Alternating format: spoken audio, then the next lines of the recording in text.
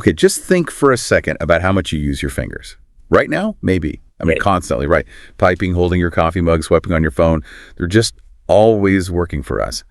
But do we ever really think about them? About how incredible they actually are? So today, we're doing a deep dive into the, frankly, surprising world of human fingers. I came across some things that made me pause, like, did you know your fingers don't actually have any muscles in them? Or that your fingerprints might be, like, older than the dinosaurs? Seriously. What do you think is the biggest thing people just don't realize about their hands? That's a great starting point. It's so true. We absolutely take them for granted.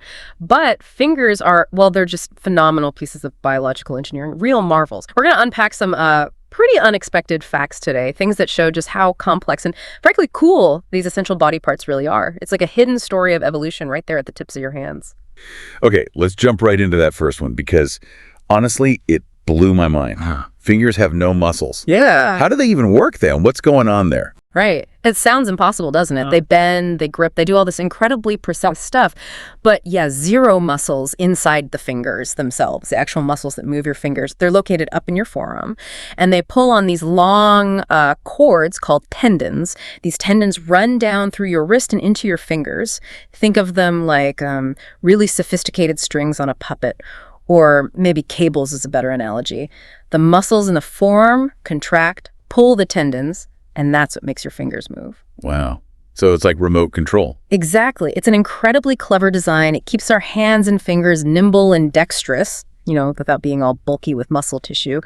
Nature's efficiency at its best. That really is elegant. Okay, so from clever mechanics to something totally unique, fingerprints, it's just wild that these patterns are set, like 17 weeks into pregnancy? Before you're even born? But what about identical twins? They share the same DNA, right? So surely their fingerprints are the same. That's where it gets really fascinating. Even identical twins with virtually the same genetic code have completely unique fingerprints. No two are alike. Ever. And how? Well, while genetics lays down the basic blueprint, the specific pattern, the loops, whorls, and arches is shaped by tiny random environmental factors inside the womb. Stuff like the exact pressure the fetus experiences, the flow of amniotic fluid around the fingertips as they develop. It's this unique interplay. So yeah, it's this amazing biological signature, which is why, it's fundamental to forensics and even unlocking your phone these days. That is truly amazing. And the uniqueness doesn't stop there. Apparently. Read the finger length can tell us things. Something about hormone exposure, athletic potential, even personality traits, specifically comparing the ring finger to the index finger. Yes, that's another interesting area of research. The ratio between the length of your index finger and your ring finger, it's called the 2D.4D ratio. A relatively longer ring finger compared to the index finger is generally linked to higher exposure to testosterone while developing in the womb. Okay, and that exposure has lasting effects. It seems so. Research suggests potential correlations between that higher prenatal testosterone exposure indicated by that finger ratio and certain traits. Things like potentially better spatial awareness or a higher aptitude for certain sports. It's complex, of course, but it shows how those very early developmental stages can leave subtle markers. So our fingers are like little records of our early development. That's pretty cool. All right, let's switch gears to something we've probably all experienced.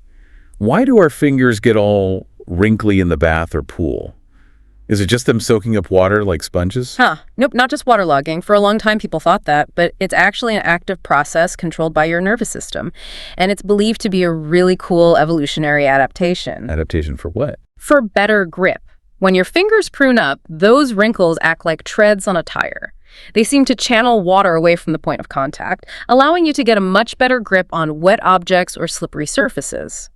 Think about our ancestors trying to catch fish, or maybe hold on to wet rocks. That extra grip would have been a real advantage. Tired treads. That makes perfect sense. So it's not annoying, it's actually helpful. Ancient tech. Exactly. Embedded right in our biology. Okay, speaking of grip and maybe underappreciated parts, the pinky finger. Let's be honest, it kind of seems like the afterthought, right? Just hanging out on the end there. Maybe a bit decorative. Does it actually do much? Vastly underestimated. The pinky might look small, but it is surprisingly mighty. Get this, your pinky finger contributes something like over 30% of your hand's total grip strength. 30% from the pinky. Seriously. Seriously. It works together with your ring finger to provide power and stability, especially for what's called a power grip. Try picking up, say, a full water bottle or swinging a hammer properly without really using your pinky. You'll feel the difference immediately. Even writing comfortably relies on it for stabilizing the hand. It's absolutely crucial. I'm literally trying to grip my desk right now without my pinky and hair. Yeah, okay. Point taken. It feels way weaker. The unsung hero. Definitely the unsung hero of grip strength. So it's clear then, our fingers aren't just simple tools. They're incredibly complex, packed with evolutionary history, surprisingly strong. They absolutely are a true marvel of biology and evolution, like we said. Intricate engineering and ancient wisdom all rolled into one. So what does this all mean for you listening? Well, maybe the next time you use your fingers, whether you're typing, scrolling, playing an instrument, or just holding someone's hand, take just a second. Appreciate the incredible, intricate, ancient machinery you have right there at your fingertips. It's pretty amazing stuff.